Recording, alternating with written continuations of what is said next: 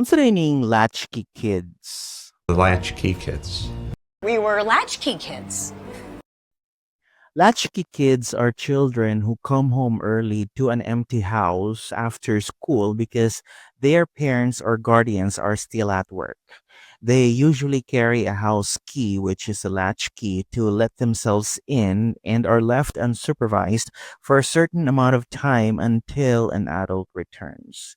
Mga bata ni sila nga mag-uli sa balay nga walay ginikanan o mga bata nga mag-inusara human sa eskwela. Wala ni direktang translation sa atong lengguwahe kay gikan man gud ni siya sa konsepto sa kultura sa mga western countries. So latchkey child, latchkey children, latchkey kid o latchkey kids lang gihapon ang atong gamiton. For example, my parents work until evening so I'm a latchkey kid. Nagatrabaho akong mga ginikanan hangtod gabi. Busa usa ako ka latchkey kid. Ikaw, how do you use latchkey kid in a sentence? Try to comment that and follow for more.